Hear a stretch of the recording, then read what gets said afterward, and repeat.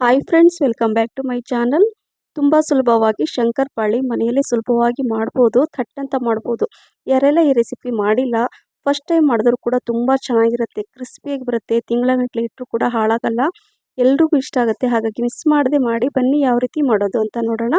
1 ಕಪ್ಪಷ್ಟು ನಾನು ಮೈದಾ ಹಿಟ್ಟನ್ನು ಒಂದು ಪಾತ್ರೆಯಲ್ಲಿ ಹಾಕ್ಕೊಂಡಿದ್ದೀನಿ. ಮೈದಾ ಎಷ್ಟು ತೊಗೊಳ್ತಿರೋ ಅದ್ರ 1/4% ಅಷ್ಟು ಮಾತ್ರ ಸಕ್ಕರೆನ ತೊಗೋಬೇಕು. ಈಗ ಸಕ್ಕರೆನ ನಾನು ಜಾರಲ್ಲಿ ಅಂದರೆ ಮಿಕ್ಸರ್ ಜಾರಲ್ಲಿ ಹಾಕ್ಕೊಂಡು 4ರಿಂದ 5 ಏಲಕ್ಕಿನ ಹಾಕ್ಕೊಳ್ತಾ ಇದ್ದೀನಿ. ಅದರಲ್ಲೇ ಪೌಡ್ರ್ ಆಗುತ್ತೆ, ತುಂಬ ಚೆನ್ನಾಗಿ ಫ್ಲೇವರ್ ಇರುತ್ತೆ. ಈಗ ನಾನು ಸಕ್ಕರೆನ ಪುಡಿ ಮಾಡ್ಕೊಳ್ತೀನಿ. ಬೇಗ ಆಗುತ್ತೆ, ಮನೆಯಲ್ಲೇ ಇರುವಂತಹ ಕೆಲವು ಸಾಮಗ್ರಿಗಳಿಂದ. ಮೈದಾ ಹಿಟ್ಟಿರುತ್ತೆ, ಸಕ್ಕರೆ ಇರುತ್ತೆ ಅಲ್ವಾ, ಹಾಗಾಗಿ ಕೆಲವೊಂದು ಸಲ ನೀವು ಈ ರೀತಿಯಾಗಿ ಮಾಡಿ. ಈಗ ಸಕ್ಕರೆಯನ್ನು ನಾನು ಪುಡಿ ಮಾಡಿಕೊಂಡು ಅದರಲ್ಲಿ ಹಾಕ್ಕೊಳ್ತಾ ಇದ್ದೀನಿ. ಮೈದಾ ಹಿಟ್ಟಲ್ಲಿ 1/4 ಟೀ ಸ್ಪೂನಷ್ಟು ಉಪ್ಪು, ಸಾಲ್ಟ್ ಹಾಕ್ಕೊಳ್ತಾ ಇದ್ದೀನಿ ಸ್ವಲ್ಪ.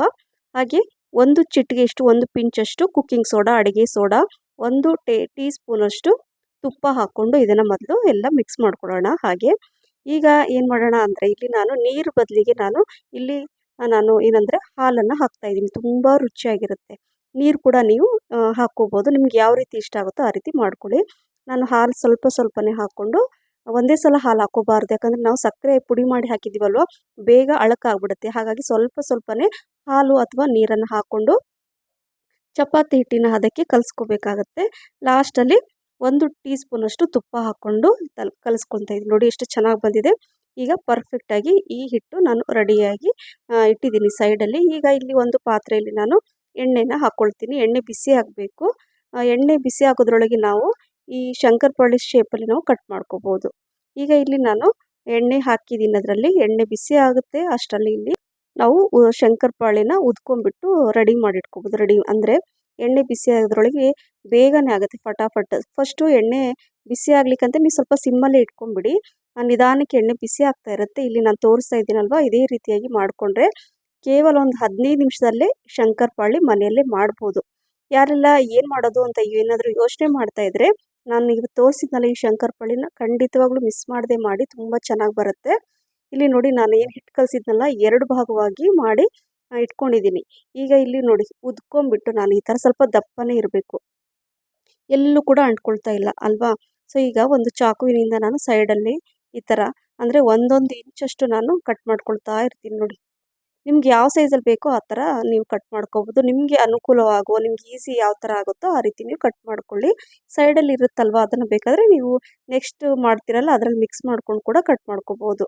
ಈಗ ನೋಡಿ, ಮತ್ತೆ ಈಗ ನಾನು ಒಂದು ಉದ್ದುದ್ದ ಕಟ್ ಮಾಡ್ಕೊಂಡಲ್ವ, ಈಗ ನಾನು ಮತ್ತೆ ಶಂಕರಪಾಳಿ ಶೇಪಲ್ಲಿ ನಾನು ಕಟ್ ಮಾಡ್ತಾ ಇದ್ದೀನಿ. ಅಥವಾ ನಿಮ್ಗೆ ಯಾವ ಶೇಪಲ್ಲಿ ಇಷ್ಟ ಆಗುತ್ತೋ ಆ ರೀತಿಯಾಗಿ ಮಾಡ್ಕೊಳ್ಳಿ. ನೋಡಿ, ಈಗ ಸೈಡಲ್ಲಿ ನಾನು ಕಟ್ ಮಾಡಿದ್ನಲ್ಲ, ಅದನ್ನ ನಾನು ನೆಕ್ಸ್ಟ್ ಟೈಮ್ ಅದನ್ನ ಯೂಸ್ ಮಾಡ್ಕೊಳ್ತೀನಿ ಕಟ್ ಮಾಡೋ ಅಂದರೆ ಶಂಕರಪಾಳಿ ಮಾಡುವಾಗ. ಈಗ ನೋಡಿ, ಎಲ್ಲಾದರೂ ಅಂಟಿದೆಯಾ? ಎಲ್ಲೂ ಕೂಡ ಅಂಟ್ಕೊಳ್ಳಲ್ಲ, ಸ್ಟಿಕ್ ಆಗಲ್ಲ. ನೋಡಿ ಎಷ್ಟು ಚೆನ್ನಾಗಿ ಈ ಶೇಪಲ್ಲಿ ನಾನು ಕಟ್ ಮಾಡ್ಕೊಂಡಿದ್ದೀನಿ. ಈಗ ಎಣ್ಣೆ ಕೂಡ ಬಿಸಿಯಾಗಿದೆ. ಈಗ ಇದು ಏನು ನಾವು ಕಟ್ ಮಾಡಿ ಇಟ್ಟಿದ್ದೀವಲ್ವ ಶಂಕರಪಾಳಿನ, ಇದರಲ್ಲಿ ಹಾಕ್ಕೋಬೇಕು. ಲೋ ಫ್ಲೇಮಲ್ಲೇ ಫ್ರೈ ಮಾಡ್ಕೋಬೇಕು ಫ್ರೆಂಡ್ಸ್, ಹೈ ಫ್ಲೇಮಲ್ಲಿ ಮಾತ್ರ ಮಾಡ್ಕೊಳಕ್ಕೆ ಹೋಗಬೇಡಿ. ಯಾಕಂದರೆ ಸ್ವಲ್ಪ ದಪ್ಪವಾಗಿ ನಾವು ಕಟ್ ಮಾಡ್ಕೊಂಡಿದ್ದೀವಲ್ವ, ಸೊ ಅದು ಒಳಗೆಲ್ಲ ಫ್ರೈ ಆಗಬೇಕು. ಹೈ ಫ್ಲೇಮಲ್ಲಿ ನೀವು ಬೇಯಿಸ್ಕೊಂಡ್ರೆ ಏನಾಗುತ್ತೆ, ಒಳಗಡೆ ನಿಮಗೆ ಫ್ರೈ ಆದಂಗೆ ಕಾಣಿಸುತ್ತೆ, ಆದರೆ ಒಳಗಡೆ ಹಸಿ ಇರುತ್ತೆ, ತುಂಬ ದಿನ ಸ್ಟೋರ್ ಮಾಡಲಿಕ್ಕೆ ಆಗಲ್ಲ. ಹಾಗಾಗಿ ನಾನು ತೋರಿಸಿದ ರೀತಿಯಲ್ಲಿ ಸ್ವಲ್ಪ ಪೇಷನ್ಸ್ ಇಟ್ಕೊಂಡು ನಿಧಾನಕ್ಕೆ ನಾವು ಫ್ರೈ ಮಾಡ್ಕೋಬೇಕಾಗತ್ತೆ. ಅಷ್ಟರಲ್ಲಿ ನೋಡಿ, ಸಿಮ್ಮಲ್ಲಿ ಇಟ್ಕೊಂಡು ನಾನು ಫ್ರೈ ಮಾಡ್ತಾನೆ ಏನು ಉಳಿದಿತ್ತಲ್ವ ಹಿಟ್ಟು, ಅದನ್ನು ಕೂಡ ನಾನು ಸ್ವಲ್ಪ ಉದ್ಕೊಂಡ್ಬಿಟ್ಟು ಅದನ್ನು ಕೂಡ ಕಟ್ ಮಾಡಿ ಇಟ್ಕೊಳ್ತೀನಿ. ಬೇಗನೆ ಆಗುತ್ತೆ ನೋಡಿ. ಈ ಥರ ಅವಾಗವಾಗ ಚೆಕ್ ಮಾಡ್ಕೊಳ್ತಾ ಇರಬೇಕು ಅಷ್ಟೇ. ಹಾಗಾಗಿ ಟೆನ್ಷನ್ ಇಲ್ಲದೆ ಈ ರೆಸಿಪಿನ ಮಾಡಿ. ತುಂಬ ಅಂದರೆ ತುಂಬ ಈಸಿ ರೆಸಿಪಿ, ರುಚಿ ಮಾತ್ರ ಸೂಪರ್ ಅಂತ ಹೇಳ್ಬೋದು. ಇದನ್ನು ನೀವು ಮಾಡಿ ಇಡಿ, ಯಾವಾಗಾದರೂ ಮಾಡಿಡಿ. ಮಕ್ಕಳಿಗೆ ಕೆಲವೊಂದು ಸಲ ಶಾರ್ಟ್ ಬ್ರೇಕು ಕೊಡ್ಬೋದು, ಅಥವಾ ಸಾಯಂಕಾಲ ಟೀ ಟೈಮಿಗೆ ಕೂಡ ಆಗುತ್ತೆ. ಮತ್ತು ಯಾರಾದರೂ ಗೆಸ್ಟ್ ಬಂದರೂ ಕೂಡ ಕೊಡ್ಬೋದು. ಮನೆಯಲ್ಲೇ ಮಾಡಿದಂಥ ಯಾರಿಗೂ ಗೊತ್ತಾಗಲ್ಲ, ಅಷ್ಟು ಚೆನ್ನಾಗಿ ಅಷ್ಟು ರುಚಿಯಾಗಿರುತ್ತೆ. ನೀವು ಹೊರಗಡೆಯಿಂದ ತಂದು ತಿನ್ನೋದಕ್ಕಿಂತ ಮನೆಯಲ್ಲೇ ಈ ರೀತಿಯಾಗಿ ಮಾಡ್ಕೊಳ್ಳಿ.